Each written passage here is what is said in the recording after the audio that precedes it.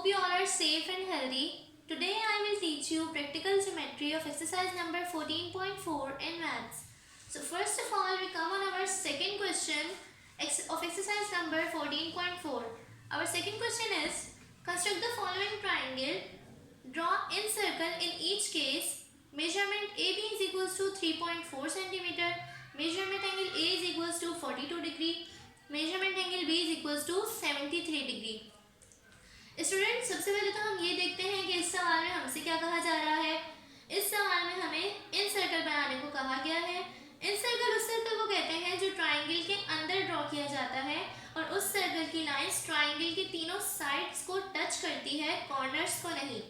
और अगर सर्कल की लाइन ट्राइंगल के तीनों साइड से टच ना हो, इट मीन्स हमारा इन सर्कल रॉन्ग बना है। So students make your diagram with full of focus. Now let's start our diagram of in circle. सबसे पहले तो हम अपनी पहली मेजरमेंट पे आते हैं। हम अपनी मेजरमेंट्स पे आते हैं। हमारी मेजरमेंट फर्स्ट मेजरमेंट है हमारी measurement A B is equals to 3.4 centimetre. हमने अपना सेंटीमीटर वाला स्केल लेना है। 3.4 हमने नापना है। यहाँ पे स्केल रखा, एक डॉट हमने यहाँ लगाया 0 पे, एक 3.43 ये रहा हमारे पास। उसके आगे 4 पॉइंट्स और गिन लें आप, 1 2 3 4।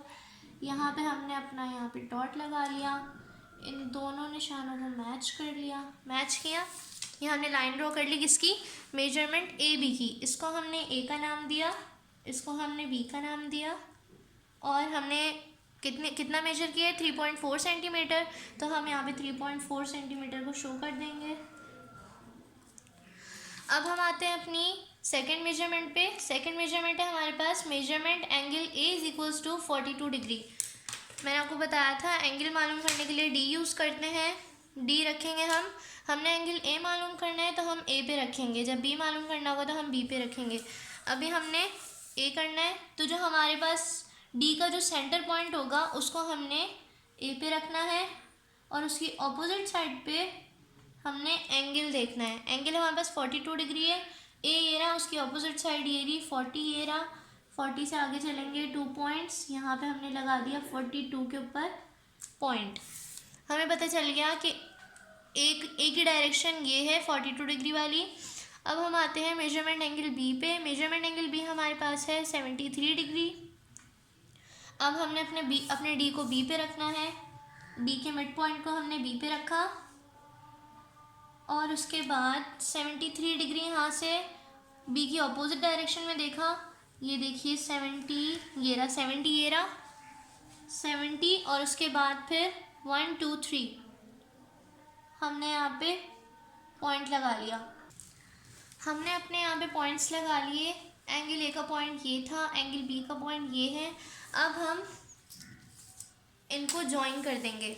एंगल बी को एंगल बी से ज्वाइन कर देंगे, एंगल ए को एंगल ए से ज्वाइन कर देंगे। एंगल ए हमारे पास 42 डिग्री वाला ये रहा, हमने ए पे रखा है स्केल, यहाँ रखा और इन दोनों को आपस में ज्वाइन कर दिया,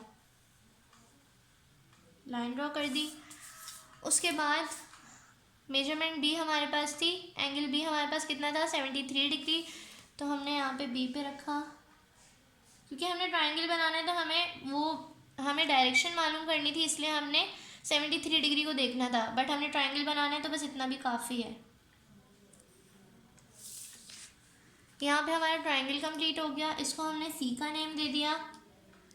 हमारे पास मेजरमेंट एंगल ए 42 डिग्री था तो यहाँ पे मेंशन कर देंगे। यहाँ पे 73 डिग्री था बी, तो यहाँ पे भी मेंशन कर देंगे। अब हमने अपने कंपास को खोलना है। कंपास को हमने रखना है बी पे और उसको थोड़ा सा खोलना है बिल्कुल, क्योंकि हमारा ट्रायंगल छोटा है तो ट्रायंगल के हिसाब से हम अपना काम करेंगे। इसको हमने खोला और एक ऐसे आर्क लगाया। उसके बाद यही काम ए वाली साइड पे भी करना है। आपका कंपास हिले नहीं, आप थोड़ा टाइट कंपास यूज़ कीजिएगा। यहाँ पे भी हमने ऐसे आर्क लगा दिया। उसके बाद इसकी कोई मेजरमेंट नहीं है, ये आपने खुद देखकर करना है। उसके बाद फिर हमने यहाँ पे एक आर्क लगाया। उसके बाद यही चीज़ इसके दूसरे कॉर्नर पे रखा और इसको इंटरसेक्ट कर दिया।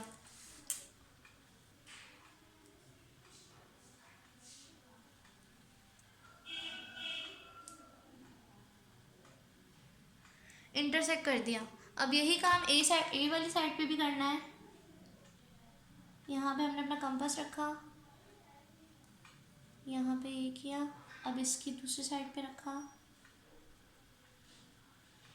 और इसको इंटरसेक्ट कर दिया। अब हमें पता है इसका इंटरसेक्टिंग पॉइंट ये है और इसका इंटरसेक्टिंग पॉइंट ये है।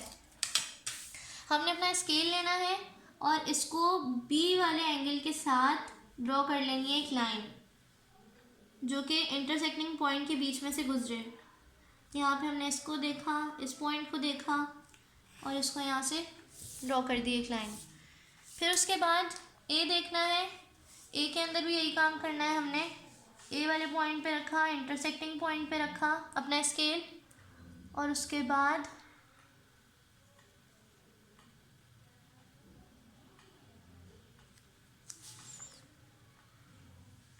यहाँ पे ये ड्रॉ कर ली लाइन। यहाँ पे एक एरो लगा देंगे, यहाँ पे भी एक एरो लगा देंगे हम। उसके बाद हमने अपने कंपास को, ये जो हमारी सेंटर वाली लाइन आ गई इसको कहते हैं मिड पॉइंट। ये जो हमारी सेंटर वाली लाइन आ गई क्रॉसिंग के अंदर, इसको कहते हैं मिड पॉइंट। इसको हम ज़ीरो से, छोटे से ओ से शो करते हैं।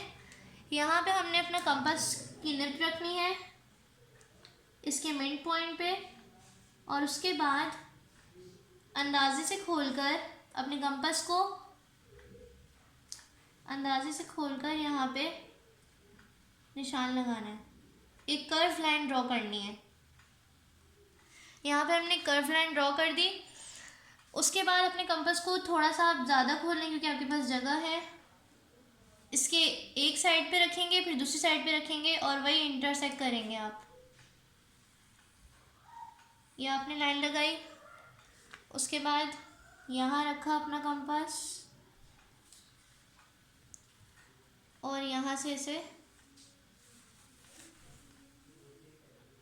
इंटरसेक्ट कर दिया।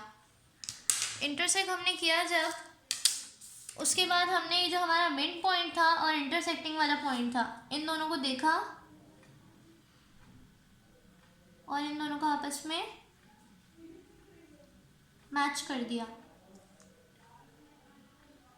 बिल्कुल केयरफुल होकर ड्रॉ करना है क्योंकि अगर ज़रा सी भी मिस्टेक हुई तो आपकी डायग्राम ख़राब हो जाएगी।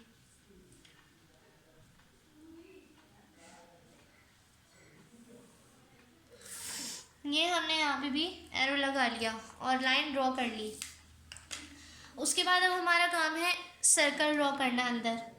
अब हमने अंदर इसके सर्कल ड्रॉ करना है। हमने अपने मिड पॉइंट पे रखा अपना कंपास और कॉर्नर्स जितना नहीं खोला बल्कि साइड जितना अपना कंपास खोला। इसकी साइड्स ये हैं, ये वाली, ये वाली, ये वाली। इसकी साइड्स के ऊपर देखा हमने, साइड्स जितना अपना कंपास खोला। और मैंने आपको जैसे कि बताया था कि सर्कल की लाइन ट्रायंगल की साइड से टच होनी चाहिए, कॉर्नर से नहीं। तो हमने अपना सर्कल बनाना स्टार्ट किया यहाँ पे।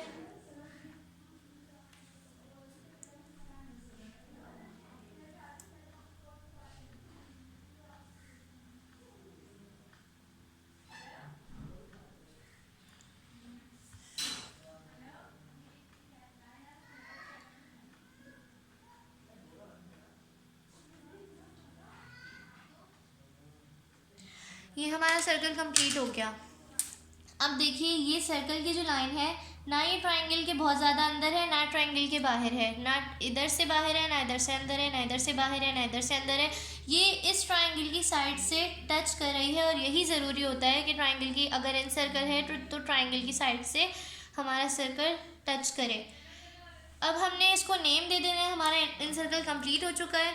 हमने इंटरसेक्टिंग पॉइंट्स को नेम दे देना है। इस इंटरसेक्टिंग पॉइंट को हम एक्स का नेम दे देंगे, इसको वाई का नेम दे देंगे, इस वाले और एरोस को भी नेम देना होता है। हमने इसको हम पी का नेम दे देंगे, इसको क्यू का नेम दे देंगे और इसको आर का नेम दे देंगे। ये हमने नेम्स दे दिए इसे। फिर उसके बाद जैसे कि मैंने आपको बताया था कि कंस्ट्रक्शन के अंदर कंस्ट्रक्शन स्टेप बाय स्टेप दी हुई होती है, जो काम हमने डायग्राम के अंदर किया होता है वही काम कंस्ट्रक्शन के अंदर स्टेप बाय स्टेप दिया हुआ होता है हमें। अगर आप कंस्ट्रक्शन याद करना चाहें तो आप कंस्ट्रक्शन याद कर लीजिएगा, कंस्ट्रक्शन कोई इतनी मुश्किल नहीं है। मैं उम्मीद करती हूँ कि आपको सब कुछ बहुत अच्छी तरीके से समझ आया होगा। अगर आपको कुछ ना समझ आया हो तो आप बज़रिए ईमेल या कमेंट सेक्शन में जाकर कमेंट कर सकते हैं। See you later inshallah with new diagram of practical geometry. Thank you.